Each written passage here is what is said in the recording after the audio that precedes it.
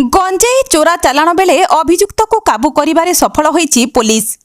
29 किलोरू ऊर्ध्व गंजेई कार जबत करिबा सह जणे अभियुक्त को गिरफ करिछि बरपाल पुलिस।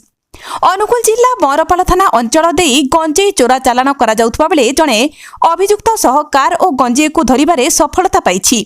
सूचना मुताबक जिला आरक्षी अधीक्षक निर्देश क्रमे जिले में ऑपरेशन प्रहार को नहीं कड़ा कार्यानुष्ठान ग्रहण करा जाउछि।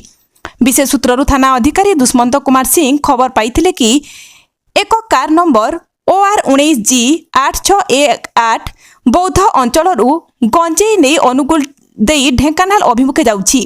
थाना अधिकारी निर्देश क्रमे अपराह्न 2 घटिका समय एसआई अमित मिश्र, एएसआई जय कुमार सोयल, लक्ष्मण माझी सह अन्य सहयोगी कर्मचारी उपस्थित रही गड़संत्री 55 नंबर जातीय राजपथ बाईपास रास्तार गाड़ी जांच आरंभ करथिले।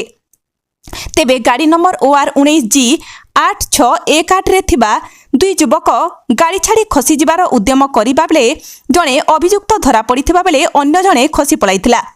गाड़ी जांच बेले गाड़ी मध्यरु एक प्लास्टिक बस्तारे प्राय 29 किलो 980 ग्राम गंजेई जबत होइथिला। घटनास्थल में मजिस्ट्रेट भावे अतिरिक्त तहसीलदार पहुंची गंजेई जबत करथिले। पुलिस पक्षरु बौद्ध अंचल सिंघापल्ली ग्रामर अनादि सिंह पुओ शरद सिंह नाम एक NDPS मामला रुजु करी अभियुक्त को कोर्ट चालाण करिछि।